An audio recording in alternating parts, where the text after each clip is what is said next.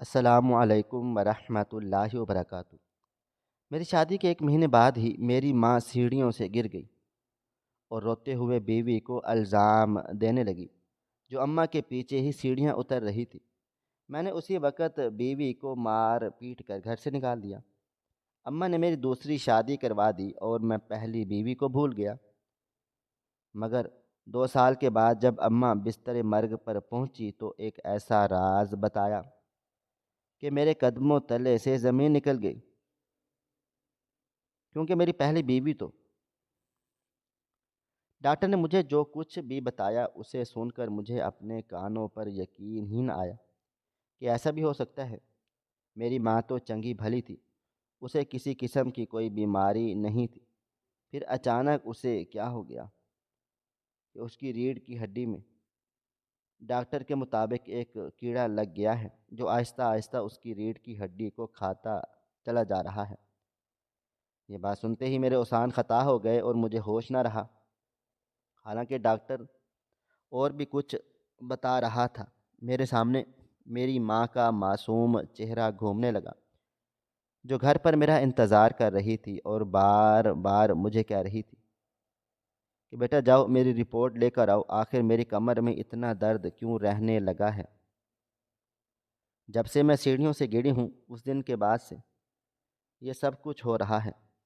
اب میں انہیں کیا بتاتا کہ ان کی قسمت نے انہیں معذوروں کی صف میں لا کر کھڑا کر دیا ہے۔ ڈاکٹر نے بتا دیا کہ اب کچھ دنوں کے میں ہی وہ چلنے پھرنے سے بھی قاصر ہو جائیں گی اور اپنے کام کاج خود کرنے کے قابل نہیں رہیں گی۔ چنانچہ میں نے اپنے آپ کو ذہنی طور پر پہلے سے تیار کر رہا ہوں کہ آپ اپنی والدہ کا دھیان رکھیں، انہیں گھر کے کوئی کام نہ کرنے دیں، انہیں آرام دیں، ان کا خاص خیال رکھیں، کیونکہ ان کے پاس کچھ ہی دن بچے ہیں کہ وہ چل پھر رہی ہیں۔ اس کے بعد آہستہ آہستہ ان کی ریڑھ کی ہڈی کو وہ کیڑا کھاتا چلا جائے گا اور وہ بستر پر پڑ جائیں گی۔ ڈاکٹر نے جیسا ہی کہا تھا ویسا ہی ہوا تھا۔ ماں اچھی خاصی تھی اور بستر مرگ پر آ کر لگ گئی تھی، لیکن یہ بات میں نے محسوس کی تھی کہ جب گھر آ کر میں اسے ڈاکٹر کی بات بتائی تھی تو وہ ایک دم سے جیسے چونک سی گئی ہو، اور پھر اس کے چہرے کے تاثرات ہی بدل سے گئے تھے۔ میں نے تو امید کی تھی کہ وہ زار و قطار روئے گی، میری بیوی کو برا بھلا کہے گی اور بھی نہ جانے کیا کچھ کہے گی، اس کے بعد رو پیٹ کر صبر کر لے گی، لیکن وہ تو پہلے ہی مرحلے پر چپ چاپ ہو کر رہ گئی تھی۔ اب میں آفس میں ہوتا لیکن مجھے اپنی ماں کی بہت زیادہ ٹینشن ہوتی۔ میری دوسری بیوی حالانکہ میری ماں کی خدمت کر رہی تھی، لیکن پچھلے کچھ دنوں سے اس نے مجھے کہا کہ اماں ہر وقت کسی خیالوں میں گمسم رہتی ہے اور خود سے خود باتیں کرتی رہتی ہے، یہاں تک کہ بار بار تمہارا پوچھتی ہے کہ تم کب آؤ گی، کہ تم کب آؤ گی۔ مجھے ریحان سے ضروری بات کرنی ہے، ریحان کو میرے کمرے میں بھیج دو۔ میرے ذہن سے یہ بات نکل جاتی ہے کہ وہ روز مجھے یاد دلاتی ہے، کہتی ہیں کہ جانے سے پہلے اسے کچھ بتانا ہے، اور میں پھر گھنٹوں بیٹھ کر روتی ہوں۔ مجھے ان کی ذہنی حالت ٹھیک نہیں لگتی، تم ان سے بات کرو، ان سے پوچھو آخر انہیں کیا مسئلہ ہے۔ اس کی یہ بات سن کر میرے پیروں تلے سے زمین نکل گئی کہ میری ماں کی جسمانی حالت تو خراب تھی، اب ذہنی حالت بھی برباد ہو رہی ہے۔ میں فوراً سے ان کے کمرے کی طرف آ گیا تھا، ان کے قدموں میں بیٹھا، ان کے ہاتھ اپنے ہاتھوں میں لیے ان کے ماتھے پر بوسہ دیا اور کہنے لگا، اماں کیا ہو گیا ہے؟ آپ ایسا کیوں کر رہی ہیں؟ کوئی بات ہے دل میں تو مجھ سے کہیں نا، میں آپ کی بات سننے کے لیے تیار ہوں، لیکن آپ اس طرح کرتی ہیں تو میرے دل پر چوٹ پڑتی ہے، میرا دل خون کے آنسو روتا ہے کہ میں اپنی ماں کے لیے کچھ بھی نہیں کر رہا ہوں۔ ماں کا نعم البدل اس دنیا میں کوئی نہیں ہے۔ آپ جب سے بستر مرگ پر پڑی ہیں تب سے مجھے اندازہ ہو گیا ہے۔ اس دن انہوں نے بہتی آنکھوں کے ساتھ میری طرف دیکھا اور کہنے لگی، جو راز میں تمہیں بتانے لگی ہوں اس راز کے بعد تم مجھ سے نفرت نہیں کرو گے نا؟ میں نے حیران کن نظروں سے ان کی طرف دیکھا اور کہنے لگا، کیسی نفرت کی بات کر رہی ہیں آپ؟ میں آپ سے نفرت کیوں کروں گا؟ آپ بستر مرگ پر ہیں، مجھے تو آپ سے ہمدردی ہے، محبت بڑھتی چلی جا رہی ہے، بھلا میں آپ سے کیوں نظریں پھیروں گا؟ ان کی بات سن کر میں تڑپ گیا تھا، لیکن انہوں نے روتے ہوئے مجھے جو کچھ بتایا تھا اس کے بعد مجھے ان سے ہمدردی تو کیا نفرت ہی محسوس ہونے لگ گئی تھی۔ ان کی ایک ایک بات میرے دل پر اس طرح اثر کر رہی تھی کہ لگ رہا تھا جیسے جسم میں سانس ہی نہیں۔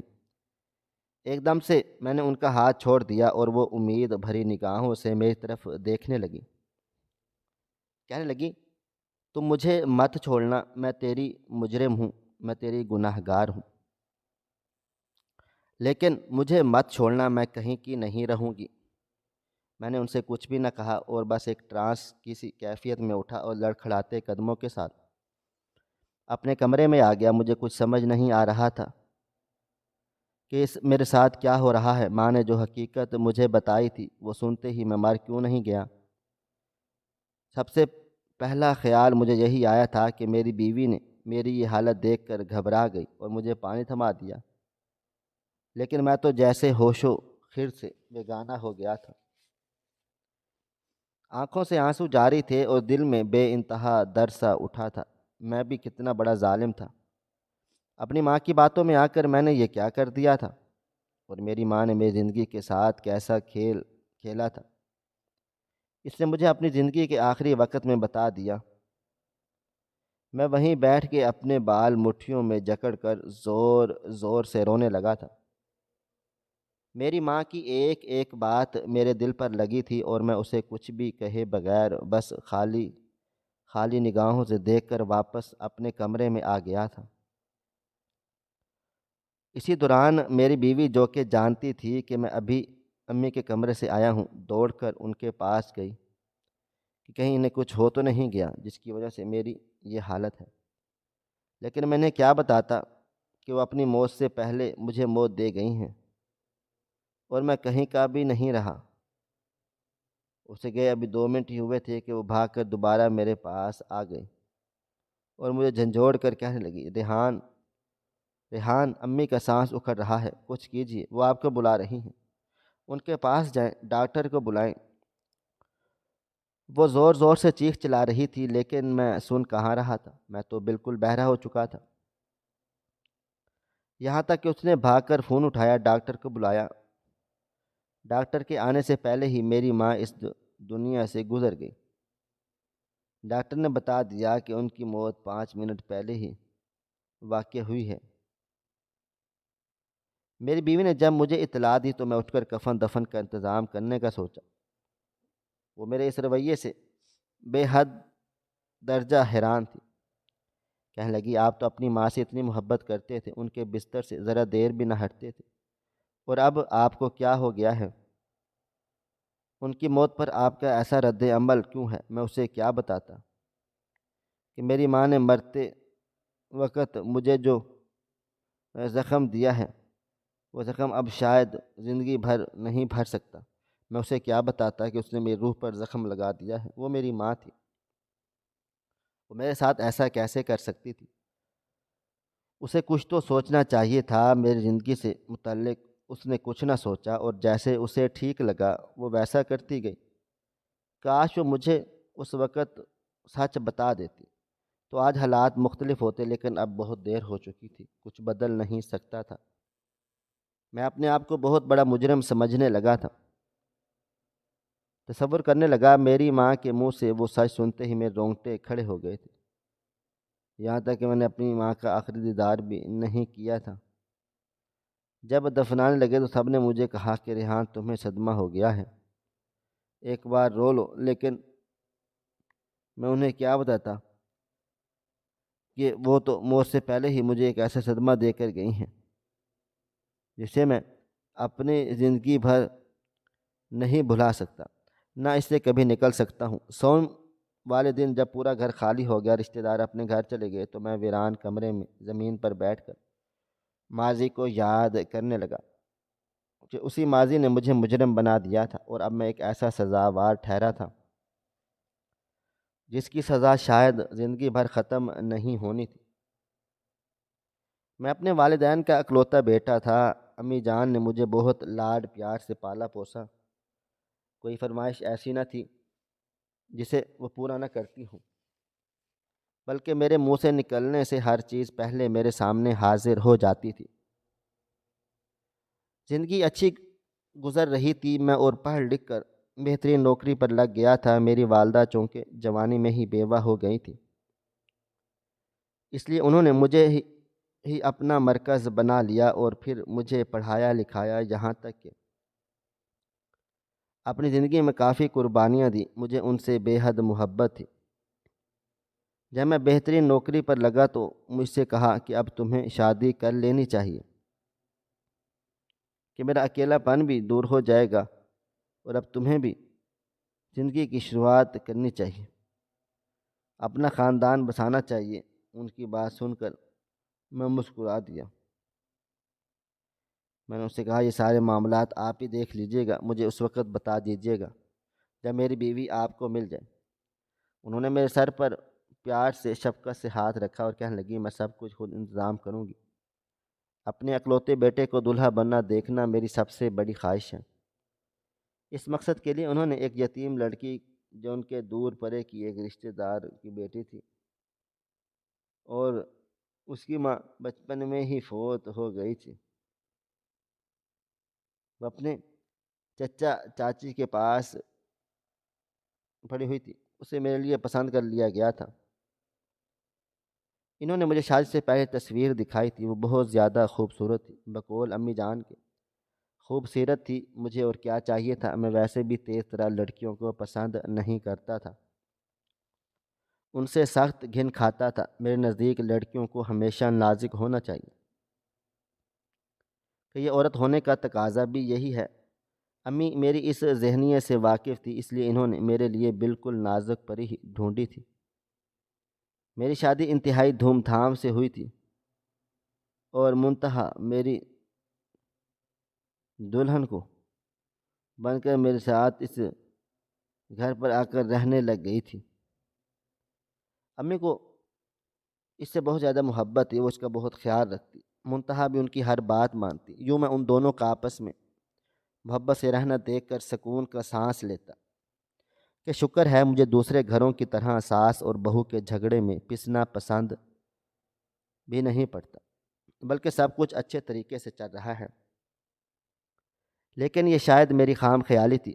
شادی کے 2 مہینے بعد امی نے مجھے ایک دن میری بیوی کی شکایت کی اور کہنے لگی ہر کام میں بہت سستی کرتی ہے، تمہارے سسر کام کاج بھی کرنے پڑتے ہیں، تم کہو اب یہ گھر کی ذمہ داری سنبھال لے۔ مجھے حیرت ہوئی کہ منتہا تو سارے کام کاج خود ہی کرتی تھی، پھر امی یہ کیوں کہہ رہی ہیں؟ تب انہوں نے مجھ پر انکشاف کیا، بیٹا وہ تمہارے سارے کام مجھ سے کرواتی ہے، چاہے تمہارے کپڑے دھونا ہو یا پھر چاہے تمہارے کپڑے استری کرنا ہو، پھر اپنا نام لے کر تم سے کہتی ہے کہ میں نے کیے ہیں، میں ان کی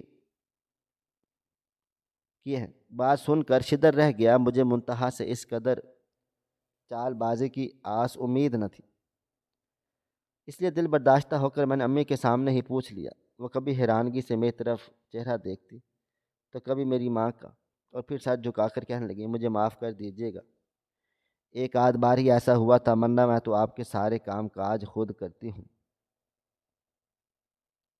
اب میری باری، میں اپنی ماں کی طرف دیکھوں۔ انہوں نے اشاروں میں مجھے اپنے کمرے کی طرف بلایا۔ میں نے منتہا کو اسے اپنے کمرے میں جانے کا کہا اور خود امی کے پاس چلا آیا۔ امی کہنے لگی بیٹا تمہارا فرض ہے اب تم ماں اور بیٹی میں توازن قائم رکھو۔ ان کی بات پر میں نے سر کو جھکا لیا۔ شاید مجھ سے ہی کوئی غلطی ہو رہی تھی، لیکن میں یہ نہیں سمجھ سکا کہ امی نے جھوٹ کیوں بولا، کیونکہ مجھے منتہا پر یقین تھا وہ سچ ہی بولتی تھی، جھوٹ کا کبھی اس نے سہارا نہیں لیا تھا۔ بات آئی گئی ہوگی، گھر میں پھر سے سکون ہوا، میرے دل سے سارے شک و شکوک دور ہو گئے اور پھر ایک بار سے میرا دل منتہا کی طرف لپکنے لگا۔ وہ میری بیوی تھی، بہت فرما بردار اور اطاعت گزار تھی، میری کسی بات کا انکار نہ کرتی تھی، بہت سادہ مزاج کی تھی، کبھی پلٹ کر مجھے جواب نہ دیا اور کبھی میری کسی بات کا برا نہ مانا، اگر اسے برا لگتا بھی تو وہ مسکرا کر کہہ دیتی اور یوں میں خود ہی شرمندہ سا ہو جاتا۔ اپنے رویے پر میری زندگی مجھے جنت لگنے لگ گئی تھی، کیونکہ کہا جاتا ہے کہ عورت ہی گھر کو جنت اور جہنم بناتی ہے۔ میری بیوی نے میرے لیے میرا گھر اپنے رویے اور اپنے خلوص سے جنت بنا ڈالا تھا۔ مجھے گھر آ کر بڑا سکون ملتا، لیکن مجھے کیا پتہ تھا میرا یہ سکون عارضی ہے۔ امی کو اب ہر بات میں منتہا سے شکایت رہنے لگی۔ وہ کبھی اس کے کھانے میں نقص نکالتی تو کبھی اس کے کپڑوں میں نقص نکالتی، کبھی گھر کی صفائی میں کیڑے نکالتی، لیکن مجال ہے منتہا نے کبھی امی کے بارے میں مجھ سے کچھ کہا ہو۔ جب بھی امی اسے میرے سامنے ڈانٹتی تو وہ سر جھکا کر اپنی غلطی تسلیم کر لیتی تھی، لیکن میں حیران ہو جاتا کہ وہ روز اتنی غلطیاں کیوں کرتی ہے۔ مجھے اس کی ذات پر یقین تھا وہ ایسا نہیں کر سکتی، لیکن پھر دوسری طرف ماں تھی، میں انہیں بھی تو کچھ نہیں کہہ سکتا تھا۔ لیکن ایک دن تو حد ہو گئی۔ جیسے ہی میں آفس سے گھر واپس آیا، میری نظر سیڑھیوں پر پڑی جہاں پہلے میری امی کھڑی تھی اور اس کے بعد منتہا کھڑی تھی، کہ اچانک امی گر گئیں اور انہوں نے زبردست چوٹ لگ گئی، یہاں تک کہ ان کے سر سے خون بہنے لگا۔ میں فوراً سے امی کی طرف بڑھا تھا اور انہوں نے جیسے ہی اٹھایا تو ان کا سر پھٹ چکا تھا۔ انہوں نے مجھے دیکھتے ہی روتے ہوئے کہا، یہ سب تیری بیوی کا کام ہے، اس نے مجھے پیچھے سے دھکا دیا ہے، تو نے خود اپنی آنکھوں سے دیکھا ہوگا نا، یہ تیرے جانے کے بعد میرے ساتھ ایسا ہی سلوک کرتی ہے اور پھر خود مظلوم بن جاتی ہے۔ تیری نظروں میں اچھی بن رہی ہے، لیکن اسی نے مجھے سیڑھیوں سے دھکا دیا ہے۔ امی کی حالت دیکھ کر اور روتے ہوئے انہوں نے منتہا پر جو الزام لگائے اسے سنتے ہی میرا دماغ گھوم گیا۔ میں روز روز کی چیخ چیخ سے تنگ آ چکا تھا، جو پچھلے ایک ہفتے سے چل رہی تھی، اس لیے میں نے منتہا سے کچھ بھی نہ پوچھا، بس آگے بڑھ کر اسے دو چار تھپڑ لگا دیے تھے اور انتہائی کہہ دیا کہ میری ماں نے مجھے مشکلوں سے پالا بڑا کیا ہے، قربانیاں دی ہیں، میں سوچ بھی نہیں سکتا تم ایسے کر سکتی ہو۔ میرا غصہ ساتویں آسمان پر باتیں کر رہا تھا۔ تمہاری جرت کیسے ہوئی میری ماں کو میرے سامنے سیڑھیوں سے دھکا دیتے ہوئے؟ حالانکہ میں نے صرف اتنا دیکھا تھا کہ دونوں آگے پیچھے ایک سیڑھیاں ساتھ اتر رہی ہیں، لیکن میں اپنی ماں کی بات پر ایمان لے آیا اور اس کے کہنے پر میں نے اس پر تشدد کر دیا، بلکہ اسی وقت ہی میں نے اسے پکڑ گھر سے باہر نکال دیا۔ میں غم و غصے سے پاگل ہو رہا تھا، میری عقل سلب ہو گئی تھی۔ ذرا بھی نہ سوچا کہ وہ یتیم ہے، کہاں جائے گی۔ چاچا چاچی تو اپنے سر سے بوجھ اتار کر پھینکا تھا، جیسے اس نے شادی کر کے بڑا احسان کیا ہو۔ اب جب میں اس کا شوہر ہی اسے اس کے گھر سے نکالوں گا تو وہ کدھر جائے گی؟ منتہا نے بس نم آنکھوں سے مجھے دیکھا اور اتنا کہا تھا کہ ریحان، آپ بہت بڑی غلطی کر رہے ہیں، ایک دن آپ ضرور پچھتائیں گے۔ میں نے کچھ بھی نہیں کیا ہے، میں بے قصور ہوں۔ اس کی بات پر مجھے شدید طیش نے آن گھیرا اور تب تابوت میں نے آخری کھیل ٹھونک دی۔ میں نے اسے ہاتھ پکڑ کر گھر سے باہر نکال دیا اور دروازہ بند کر دیا۔ دروازے کے پار سے ہی اسے کہا کہ وہ کبھی دوبارہ یہاں پر نہ آئے، ورنہ مجھ سے برا کوئی بھی نہیں ہوگا۔ اس کے جاتے ہی میں نے فوراً امی کی طرف بڑھا تھا اور انہیں ہسپتال لے آیا، جہاں ان کے سر میں 2 ٹانکے آئے تھے۔ ڈاکٹر نے انہیں آرام کرنے کا کہا تھا اور ہلنے جلنے سے منع کر دیا تھا۔ میری زندگی بدل کر رہ گئی تھی۔ میں جو منتہا کے ساتھ خوش تھا اس میں کھو سا گیا، اس کی بات ماننے لگا، اس کی ہر بات کو حکم سمجھتا، اس کے ساتھ اپنی زندگی جنت بنا رہا تھا۔ ایک دم سے سب کچھ بدل گیا، زندگی اب جہنم لگنے لگی۔ میری ماں ٹھیک ہو گئی اور جب اس نے مجھے اس طرح سے اداس پھرتے دیکھا تو کہنے لگی، منتہا، پر زندگی ختم نہیں ہو جاتی، میں تمہاری دوسری شادی کرواؤں گی اور دیکھنا وہ منتہا سے کئی گنا زیادہ اچھی ہوگی۔ تم اپنی ماں پر بھروسہ رکھو، میں تمہیں اس طرح سے اداس نہیں دیکھ سکتی، تم دوبارہ اپنی زندگی شروع کر سکتے ہو، تم مرد ہو، 4 شادیاں کر سکتے ہو۔ منتہا چلی گئی تو کیا ہوا؟ تمہیں 3 اور مل جائیں گی۔ اپنے آپ کو نہ کھپاؤ، اور دیکھو تمہاری ماں نے تمہارے لیے ایسی لڑکی لائی جو ساری زندگی تمہاری خدمت کرے گی، نہ کہ منتہا کی طرح تمہاری زندگی میں زہر گھولے گی اور اپنی ماں کو دھوکہ دے گی۔ میں نے ان سے کچھ نہ کہا، انہیں کوئی جواب نہ دیا۔ انہوں نے خود میرے لیے دوسرا رشتہ ڈھونڈا، میری شادی کر دی۔ ثانیہ بھی ایک غریب گھرانے سے تھی، لیکن وہ امی سے بہت ڈرتی، یہاں تک کہ ان کی اجازت کے بغیر وہ میرا کوئی بھی کام نہ کرتی، انہی کے حکم پر چلتی، ان کی خدمت کرتی۔ میں بس خاموش نگاہوں سے سب دیکھتا رہا تھا کہ امی خوش تھی۔ میں بس یہی کہتا تھا کہ میرے دل میں بھلے اداسی چھا گئی ہو، مجھے اس کی کوئی پرواہ ہی نہیں تھی۔ منتہا نے جو کچھ بھی کیا تھا وہ میرے لیے ناقابل برداشت تھا، اس لیے اب میں اس کی زندگی گزارنے کا عادی ہو گیا۔ ثانیہ حد سے زیادہ خدمت گزار بیوی تھی، اس کی اپنی کوئی سوچ نہ تھی، نہ ہی اس کے کوئی اپنے فیصلے تھے۔ نہ جانے کیوں ثانیہ کے ہونے کے باوجود بھی میں منتہا میرے دل و دماغ سے نکلتی ہی نہ تھی، لیکن امی کی محبت کے آگے میں نے اپنا دل پر تالا لگا دیا۔ ثانیہ اور امی کو جب بیٹھ کر باتیں کرتے دیکھا اور محسوس کرتا تو دونوں ایک دوسرے کے ساتھ بہت خوش ہیں، تو میں نے ثانیہ کو بھی آہستہ آہستہ قبول کرنا شروع کر دیا، اور پھر یہ مان لیا کہ واقعہ میں منتہا میں ہی کوئی خامی تھی، ورنہ ثانیہ بھی تو ہی تھی، اسے تو امی سے کبھی کوئی شکوہ شکایت نہیں ہوئی تھی۔ میں سمجھ گیا تھا کہ منتہا نے ضرور غلطیاں کی ہوں گی، جس کی سزا میں اسے دیکھ چکا تھا۔ میں سمجھتا تھا منتہا نام کی چیپٹر میری زندگی میں کلوز ہو گیا، لیکن وقت بدلتے دیر نہیں لگتی۔ وقت نے مجھ پر ثابت کر دیا کہ ایسا ہرگز نہیں۔ امی اب بیمار رہنے لگی، اکثر کمر کی درد کی شکایت کرنے لگی۔ میں 1-2 بار انہیں ڈاکٹر کے پاس لے کر گیا۔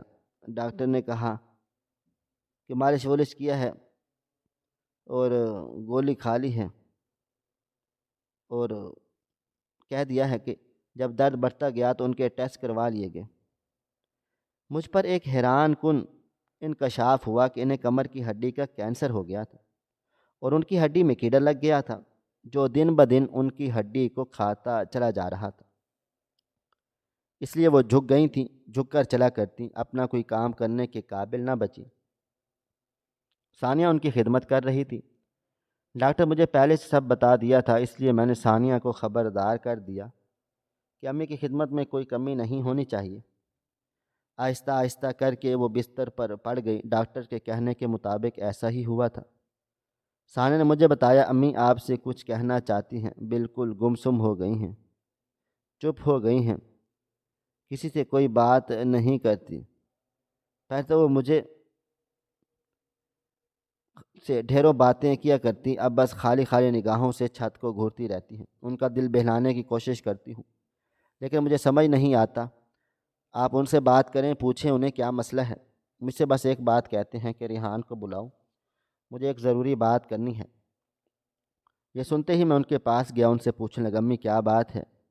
کیا میری خدمت میں کوئی کمی رہ گئی؟ تو انہوں نے میرے سامنے ہاتھ جوڑ لیے اور پھر مجھے جو کچھ بتایا وہ سن کر مجھے ایسا لگا تھا جیسے میں اس دنیا میں نہیں ہوں،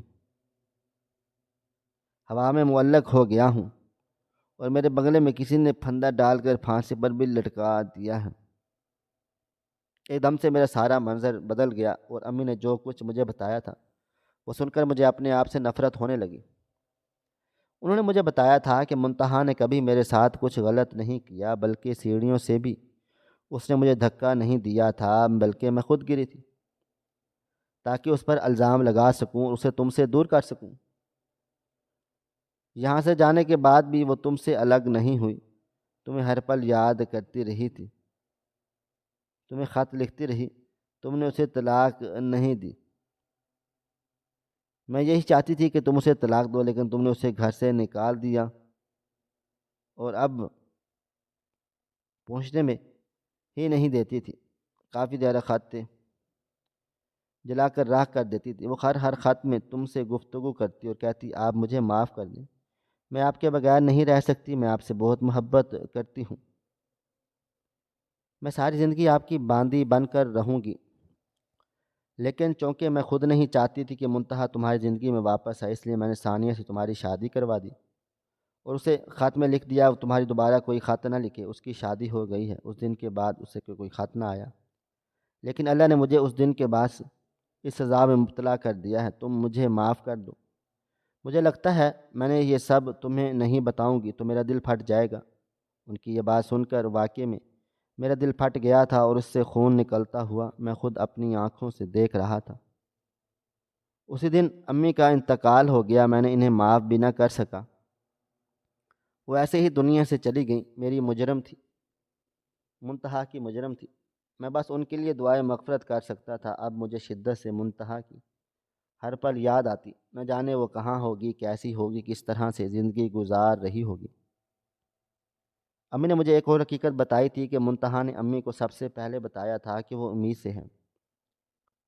یہ خبر سنتے ہی میں تقریباً کوئی پاگل ہو گیا تھا، ہر پل اداس رہتا، اکثر آنکھوں میں آنسو نظر آتے۔ ثانیہ نے یہ دیکھا تو مجھ سے پوچھ بیٹھی۔ اس دن میرے ضبط کا بندھن ٹوٹ گیا، میں نے اس کے ہاتھ اپنے ہاتھ میں لیا اور کہنے لگا، مجھے اپنی پہلی بیوی کو اپنی زندگی میں دوبارہ لانا ہے، کیا تم اسے قبول کر لو گی؟ امی نے تم سے غلط بیانی کی تھی، میں نے اسے طلاق نہیں دی تھی۔ یہ کہتے ساتھ ہی میں نے سارے بات بتا ڈالی کہ کس طرح امی نے اس پر جھوٹے الزامات لگائے۔ میں نے اس یتیم لڑکی کو گھر سے باہر نکال دیا جس کا پہلے سے کوئی سہارا نہیں تھا، یہاں تک کہ وہ میرے بچے کی ماں بھی بننے والی تھی۔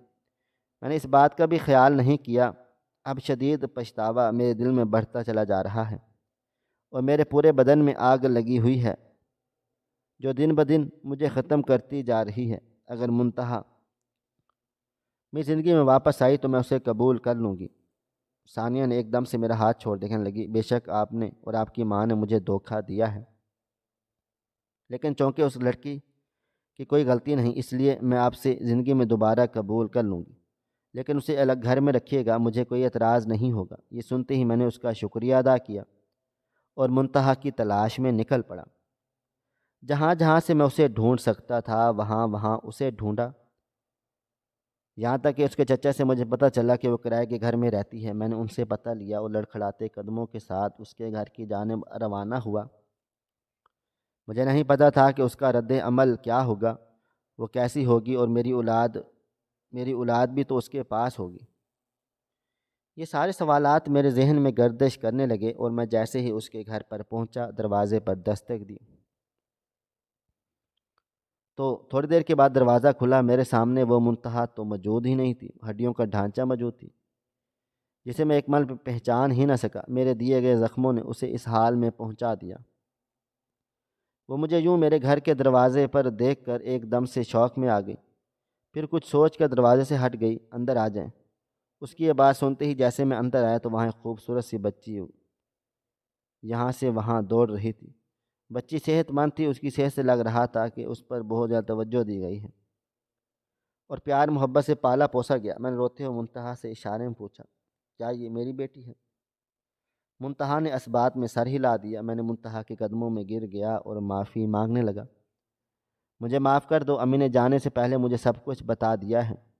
تب سے میں نے ایک پل بھی سکون سے نہیں رہ پایا ہوں۔ مجھے پتہ ہے میں نے تمہاری زندگی جہنم بنا دی، تم سے محبت لے کر تمہیں نفرت کے بدلے دی، لیکن اماں دل سے شرمندہ ہوں۔ مجھے لگا کہ تم مجھے معاف نہیں کرو گی تو میرا اگلا سانس نکل جائے گا اور میں دنیا میں تو برباد ہی ہو گیا ہوں، آخرت میں بھی رسوا ہو جاؤں گا۔ تم مجھے معاف کر دو، میں تمہارا مجرم ہوں۔ یہ سب جانتے ہوئے بھی امی کو تم تکلیف سے رہنے لگی ہو۔ میں نے اس دن ان کا الزام سن کر تمہیں تکلیف پہنچائی، تم پر تشدد کیا، یہاں تک کہ تم میرے بچے کی ماں بننے والی تھی۔ مجھے اس بات کا بھی اندازہ پتہ ہی نہیں تھا کہ تم مجھے معاف کر دو گی۔ زاروں قطار ہچکیوں سے روتے ہوئے اس کے قدموں میں گر کر معافی مانگ رہا تھا۔ وہ تڑپ کر آگے آئی، میرے جڑے ہوئے ہاتھ کھولے اور مجھے میرے سامنے بٹھا کر کہنے لگی، میں نے آپ کو معاف کر دیا۔ یہ سنتے ہی میں نے اس کا ہاتھ پکڑا، کہنے لگا، چلو اب میں تم دونوں کو لینے آیا ہوں اور تم دونوں کے بغیر ایک پل بھی نہیں گزار سکتا۔ میری بات سن کر وہ مسکرا دی اور کہنے لگی، مجھے اپنے اللہ پر پورا بھروسہ تھا کہ صبر کا پھل میٹھا ہوتا ہے۔ جو کچھ میرے ساتھ ہوا وہ انتہائی غلط اور ظلم کے مترادف تھا، لیکن میں نے کبھی نہیں سوچا تھا کہ آپ اس طرح میرے قدموں میں گر کر مجھ سے معافی مانگیں گے۔ شاید اللہ کو میرا صبر پسند آ گیا، انہوں نے مجھ پر ظلم کرنے والوں کو میرے قدموں میں لا کر کھڑا کر دیا۔ اب مجھے کسی سے کوئی شکایت نہیں، اور آپ کو پورا حق ہے کہ آپ اپنی بچی کے ساتھ اپنی زندگی گزاریں۔ میں اسے آپ سے کبھی دور نہیں کروں گی، کیونکہ میں نہیں چاہتی جیسی زندگی میں نے گزاری ہے ویسی زندگی یہ گزارے۔ اس کی بات سن کر میں سجدے میں گر گیا اور اللہ کے حضور شکر ادا کرنے لگا، جس کی پچھتاوے کی آگ میں جھلس رہا تھا۔ ایک دم سے وہ بجھ گئی تھی اور میں اللہ کے آگے سرخرو ہونے کے ساتھ ساتھ منتہا کے آگے بھی سرخرو ہو گیا تھا۔ ہماری آج کی یہ کہانی آپ کو کیسی لگی؟ کمنٹ باکس میں اپنی رائے کا اظہار ضرور کریں اور ہمارے چینل کو سبسکرائب ضرور کر لیں۔ شکریہ۔ اللہ حافظ۔